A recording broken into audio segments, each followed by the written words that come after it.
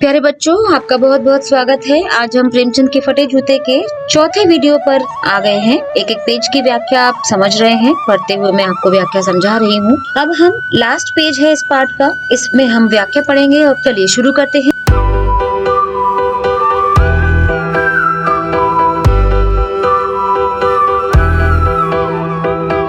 ऐसे बुलाकर देने वालों के लिए कहा था, जिनके देखे दुख उपजत है, तिनको करबे परे सलाम। कुंभन दास का प्रसंग चल रहा था कि मौकों का सीकरी सो काम। अकबर बादशाह की जी हुजूरी करने में एक संत आदमी अपने संतत्व को खो देता है। अपने जो संत की एक छवि है, उसके जो कार्य हैं, उनको वो त्याग देता है और जी हुजूरी करने लगता है। तो वो कैसे, पैसे वालों के लिए क्या कहते हैं, जो समृद्ध लोग हैं, ऐश्वर्यशाली लोग हैं, उनके लिए कहते हैं, जिनके देखे दुख उपजता है, जिनको देखने मात्र से तकलीफ पैदा होती है, उनको ही हमें सलाम करना पड़ता है। तो आपको इसी बात में ही टोपी और जूते का फर्क मालूम पड़ जाएगा कि एक ताकतवर आदमी के अत्याचार के आगे हम परेशान हैं, लेकिन हमारी मजबूरी है कि हम इतनी तंगहाल स्थिति में हैं कि हमें उनको सलाम करना हमारी मजबूरी हो जाती है। हमें उनको ही सलाम करना पड़ता है। चलने से जूता घिसता है, फटता नहीं। तुम्हारा जूता कैसे फट गया? प्रश्न पूछते हैं यहाँ पर हरिशंकर परसाई। मुझे लगता है तुम किसी सख्त चीज को ठोकर मारते रहे हो। कोई चीज जो परत दर परत सदियों से जम गई है, उसे शायद तुमने ठोकर मार मार अपना जूता फाड़ लिया। कोई टीला जो रास्ते पर खड़ा हो गया था, उस पर तुमने अपना जूता आजमाया। अब देखिए, चूंकि चलने से तला घिसता है, जूते का तलवा घिसता है, लेकिन अंगूठे के ऊपर का हिस्सा नहीं फटता। छोटे बच्चे अक्सर ठोकर मारा करते हैं तो ऊपर का हिस्सा जूते फाड़ लिया करते हैं। तो यहाँ पर लेखक अनुमान लगाते हैं कि ऊपर का हिस्सा तो जब फटता है जब हम किसी सख्त चीज पर लगातार वार करते हैं और ठोकर मारते हैं। तो यहाँ पर ऐसा लगता है तुमने किसी सदियों से परत दर परत जमे टीले को लात मारी हो, तब तुम्हारा जूता फट गया है। अब यहाँ टीला क्या है? सदियों से चली आ रही कुरीतियाँ, बुरी परंपराएं, रूढ़िवादी परंपराएं, अशिक्षा, नारी की दुर्गति, कर्जदारों का अत्याचार, शोषण, किसान की बदहाल स्थिति, लोगों के जो मानवीय मूल्य हैं, उनमें जो पतन हो रहा है, ये सारी चीजें जो समाज में कमियां परत दर परत सालों से ऐसी ही चली आ रही हैं, मुझे लगता है तुमने उन कुरीतियों, परंपराओं, समाज की बुराइयों के जमे हुए टीले पर अपने पैरों से वार किया है। कहने का मतलब, देखो, अगर आप इस चीज को यहाँ से भी लीजिए कि जब मैं समाज की कमियों को निकालूंगी, मेरी कलम सिर्फ कमियां बताएगी, तो मुझे कितनी दिक्कत आएगी अपने रचनाओं को छपवाने में। कमी, बुराई करने वाले हैं, अत्याचार करने वाले हैं, मैं उनके खिलाफ कैसे लिख सकती हूँ? और वो मेरी रचनाओं को क्यों पढ़ेंगे? वो मेरे विरोध में मेरे लिए कांटे खड़ा नहीं करेंगे। समाज की जो स्थिति है वो इतनी बदहाल है कि उस बदहाली को कोई पढ़ना नहीं चाहेगा, चाहे वो सच्चाई ही क्यों ना हो। प्रेमचंद ने कितना संघर्ष किया होगा अपनी रचनाओं को छपवाने में, और कैसे कितना मेहनताना उनको मिलता होगा, जिससे वो अपने घर का खर्चा चला पाते होंगे। तो यहाँ पर तुमने किसी ऐसे टीले पर ही अपना जूता आजमाया है। जैसा कि आप जानते हैं, प्रेमचंद की कहानियों में समाज की वो बुराइयां हैं जिनको दूर करने का उन्होंने सदैव प्रयास किया। मनोरंजक साहित्य नहीं लिखा, उन्होंने एक प्रेरणादायक साहित्य लिखा। समाज के बदलाव की कामना उन्होंने की, सभी को न्याय मिले, सभी लोग ढंग से रह पाए, अपना जीवन जी पाए, ऐसी कल्पना। समाज के लिए भला करने वाला कभी अपना घर नहीं भर पाता। कबीर ने भी कहा था, कबीरा खड़ा बाजार में लिए लुकाटी हाथ, जो घर भूखे आप नो चलो हमारे साथ। समाज के लिए अगर कुछ करना है तो अपने घर बार के सुख को त्यागना पड़ेगा, तभी आप समाज के लिए कुछ कर सकते हो। जो अपना घर भरेगा वो समाज के लिए कभी कुछ नहीं करेगा, वो सिर्फ अपने बारे में सोच पाएगा। तो यहाँ वही स्थिति है, जो समाज के लिए सोचता है, दूसरों के लिए सोचता है, उसके घर में कभी ऐश्वर्य भरा हुआ नहीं हो सकता। लेकिन लेखक सोचते हैं कि सब लोग कहाँ लड़ते हैं बुराइयों से, सब लोगों को तो फर्क नहीं पड़ता कोई कैसे रहे, कोई क्या करता है, कौन अत्याचार, कोई दुखी नहीं होता। फिर तुमको भी क्या जरूरत थी उस टीले से पैर टकराने की, उस टीले पर ठोकर मारने के लिए? तुम भी तो बगल से निकल सकते थे। जैसे समाज में बहुत सारे लोग बुराई देखकर भी आंखें बंद कर लेते हैं, बगल से निकल जाते हैं, इनिशिएटिव नहीं लेते, कोई लड़ने की, प्रतिकार करने की कोशिश नहीं करते, बुराई के विरुद्ध हथियार नहीं उठाते, खुद नहीं खड़े होते, कोई इनिशिएटिव नहीं लेते। ऐसे लोग समाज में हैं, वो जी रहे मजे से। क्या तुम नहीं जी पाए ऐसे? तुम भी तो कर सकते थे। तुम्हें ये हर अब इसका उदाहरण वो देते हैं, देखिए कैसे कि तुम उसे बचाकर उसके बगल से भी तो निकल सकते थे। टीलों से समझौता भी तो हो जाता है। सभी नदियाँ पहाड़ थोड़े ही फोड़ती हैं, कोई रास्ता बदलकर घूमकर भी तो चली जाती है। कुछ लोग बुराइयों से समझौता कर लेते हैं, अपने आत्मसम्मान को, ईमानदारी को, सत्य को बेच देते हैं और वो लोग मजे से रहते हैं। तुमने क्यों बुराइयों से समझौता नहीं किया? हर नदी पहाड़ तोड़कर लोगों की प्यास थोड़ी ना बुझाती है। तुमको वो नदी बनने की जरूरत क्या थी? क्या तुम भी लोगों की तरह नहीं बन सकते थे? हर नदी पहाड़ फोड़कर प्यास बुझाने नहीं आती, वो कुछ तो बगल में से निकल जाया करती हैं। क्या तुम समस्याओं से दूर नहीं भाग सकते थे? तुमको इनिशिएटिव लेने की क्या जरूरत थी? तुमको उसके लिए प्रतिकार करने की क्या जरूरत थी? तुम समझौता नहीं कर सके। क्या तुम्हारी भी वही कमजोरी थी जो होरी को ले डूबी? प्रेमचंद ने कभी अपने सिद्धांतों से समझौता नहीं किया। उन्होंने कभी अपने फायदे के लिए समाज की कमियों को स्वीकारा नहीं। उन्होंने कभी अपने स्वाभिमान और आत्मसम्मान को गिरने नहीं दिया। वही कहते हैं कि तुम्हारे जो होरी गोदान का जो नायक है वो भी नियम धर्म के सिद्धांतों पर चलने वाला व्यक्ति था और अंत तक दुखी रहा। शायद तुम भी ऐसे ही नियम धर्म पर सिद्धांतों पर चलने वाले व्यक्ति हो, जिसकी वजह से तुमने सदैव जीवन में कष्ट ही पाए। जो होरी को ले डूबी वही नियम धर्म वाली कमजोरी। नियम धर्म उसकी भी जंजीर थी, मगर तुम जिस तरह मुस्कुरा रहे हो उससे लगता है कि शायद नियम धर्म तुम्हारा बंधन नहीं, तुम्हारी मुक्ति थी। देखिए, कुछ लोग कम खाओ गम खाओ इस स्थिति में भी रह लेते हैं। कुछ लोग ज्यादा खाएं और दुखी रहें, ऐसे लोग भी होते हैं। तो होरी की तो मजबूरी रही होगी कि वो तो नियम धर्म चाहकर भी नहीं अपनाया, लेकिन तुम्हारे साथ ये ऑप्शन नहीं था। तुम चाहते तो इस तरह के रास्ते पर चलने से तुम मना कर सकते थे। तुम भी तो औरों की तरह सरलता का मार्ग अपनाकर जीवन जी सकते थे।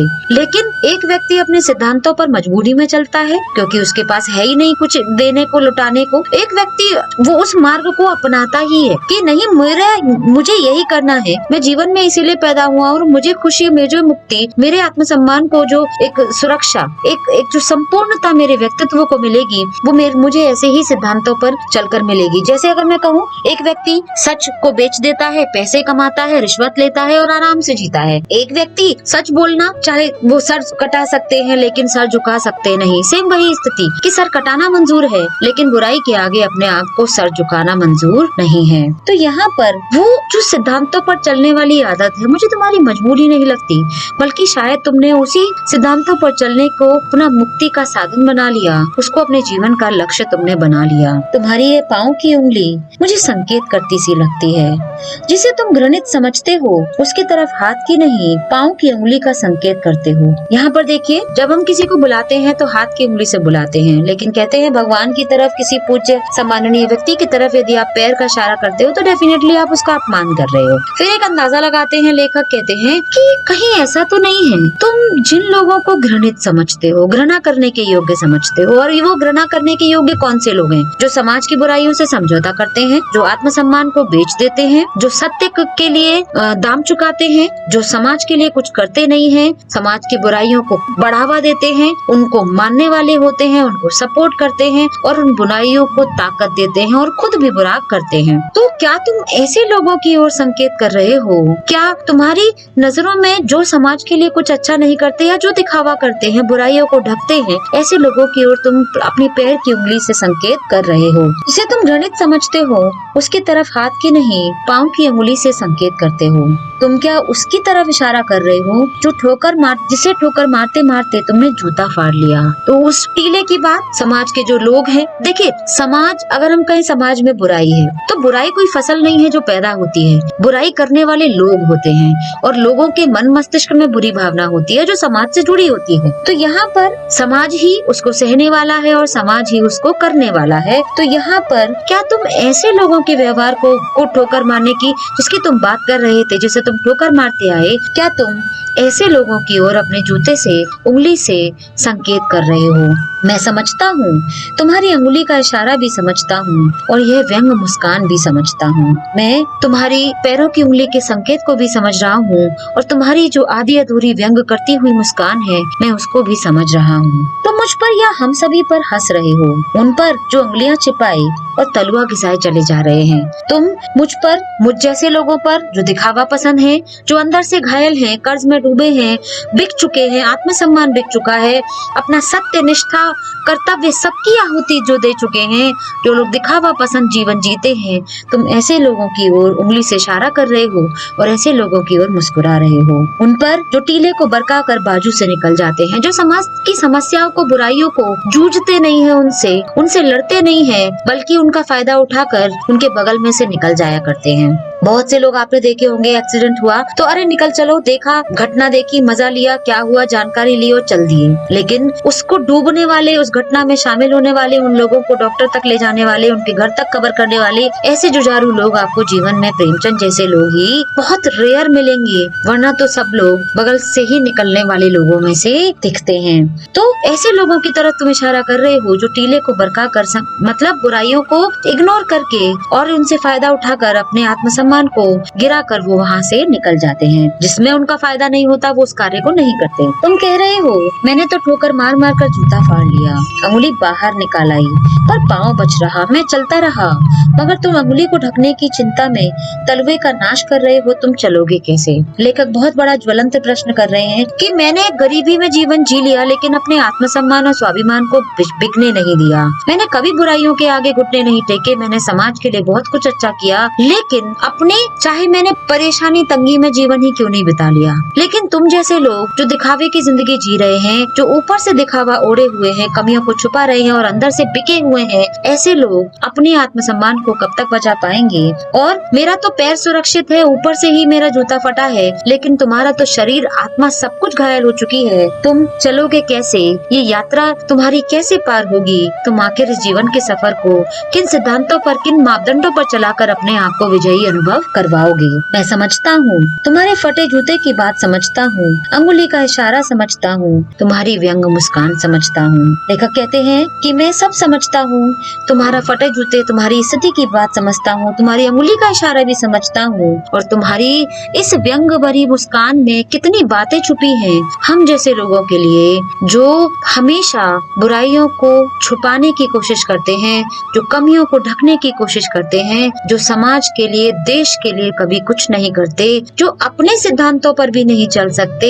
ऐसे स्वार्थी, लालची, अवसरवादी और जो शोषण करने वाले लोग हैं, आखिर उनका मार्ग कैसे चलेगा? तुम कहाँ से वो स्वाभिमान लेकर आओगे अपने चेहरे पर? वो विश्वास तुम्हारे चेहरे पर कभी नहीं आएगा, क्योंकि मैंने सिद्धांतों से समझौता नहीं किया, लेकिन तुमने तो किया है ना। तुम तो समाज के उस टीले के आगे झुक गए, तुम चलोगे कैसे? मैं मुरीद हो गई इस पाठ को लिखने वाले लेखक हरिशंकर परसाई की कलम की। कितनी खूबसूरती थी इनके लेखन में, कितनी खूबसूरती से इन्होंने बहुत बड़ी बात कितने सादा शब्दों में कह दी। अगर आपको वीडियो अच्छा लगा हो तो please like, share and subscribe. मैं अगले वीडियो में, इसी के 5वें वीडियो में आपको क्वेश्चन आंसर चर्चा करूंगी अभी आपसे, और हम मिलते हैं अगले वीडियो में। Please like, share and subscribe. Thank you. जय हिंद, जय भारत। बहुत बहुत धन्यवाद।